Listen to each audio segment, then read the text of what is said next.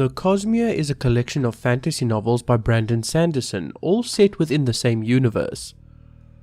It's filled with different magic systems, different cultures, and different characters.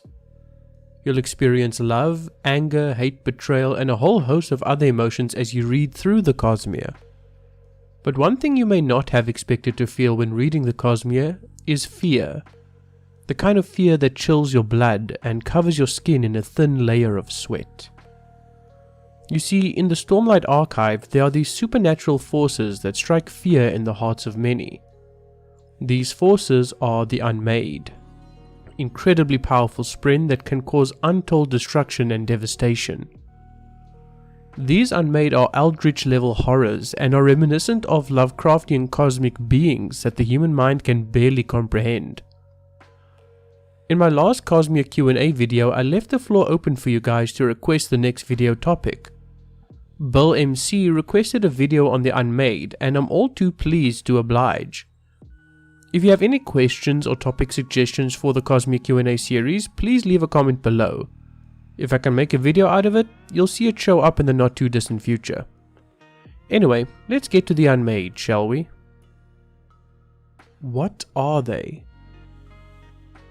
The Unmade have been a powerful force on Roshar for millennia and have shaped the very cultures of the people that call this world home. Through the eons, the knowledge about the Unmade have been warped and twisted from the truth. By the Age of Solitude, official Vorin doctrine has merged the Unmade into a single entity.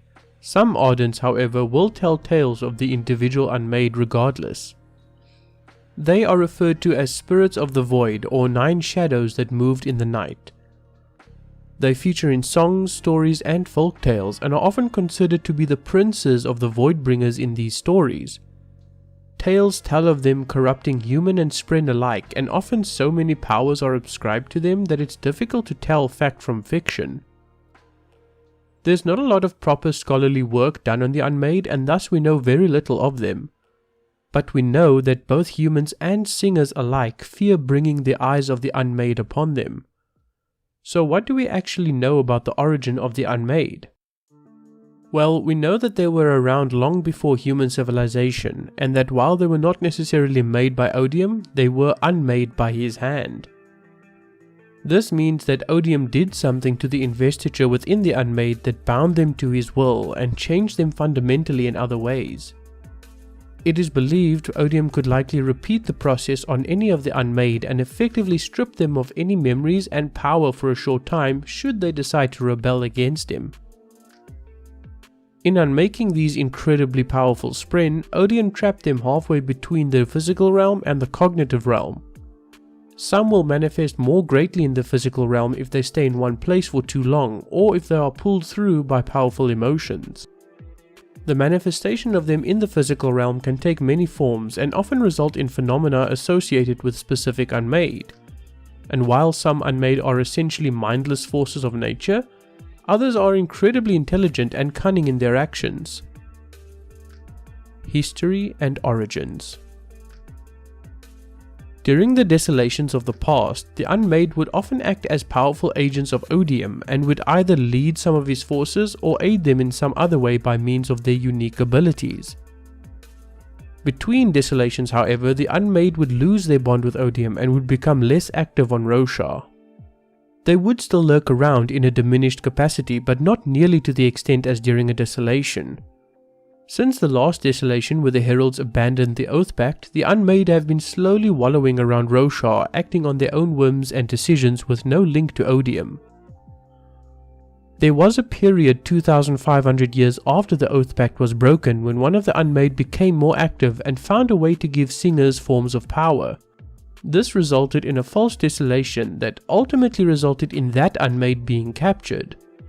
This also coincided with the Recreants, where all the Radiants broke their oaths. Since then, however, the Unmade were fairly quiet on Roshar. At least they were quiet until the true desolation came, and with it the arrival of the Everstorm. The Everstorm revitalized the Unmade and helped reforge their bond with Odium. They have become far more active and have been given direction by Odium once again. We see their actions through the novels and meet quite a few of them directly. There are 9 Unmade, and each of them are as distinct from one as they are the other. Their names are all inspired by ancient Near Eastern pantheons and the Cthulhu mythos by H.P. Lovecraft. Each of them have their own abilities, history, and levels of intelligence. Now that we understand where the 9 Unmade came from and what they are, let's look at each individual Unmade and examine who they are, what they can do, and where they might be. The Unmade. Sja-anat. Sja-anat is known as the Taker of Secrets and takes the form of a jet black shadow that points the wrong way with white holes for eyes, and she most often appears in the reflection of a mirror. She considers herself intelligent but not the smartest of the Unmade. Her ability is that of corrupting spren, though she refers to it as enlightening spren. Her current location is unknown, but we do know that she is actively working against Odium in secret. Though she tries to hide it from Odium, she has given aid to the humans and foiled his plans in the past. She also sent corrupted Windspren to Taravangian, which drew Odium to him when Nightblood was there, and we all know how that meeting went. Sja-anat is the only Unmade that seems to be almost friendly to the humans. She is capable of intelligent thought and has worked to help those in the fight against Odium. We cannot know what her true motivations are, but she's likely the Unmade that we will get to know the most. Ba-Ado-Mishram. Ba-Ado-Mishram is one of the most intelligent Unmade and often acted as a commander of Odium's forces during the Desolations. She is crafty and conniving and managed to instigate a false desolation 2,500 years after the Oath Pact was broken. While we don't know how it was accomplished, we know that she managed to provide the Singers with forms of power and void light. This was short-lived, however, as a Radiant Strike team came together and captured Ba-Ado-Mishram in a gem prison. Doing this severed her connection to the Singers, causing such trauma that all of them were thrust into slave form, resulting in the first of the Servant Parshmen.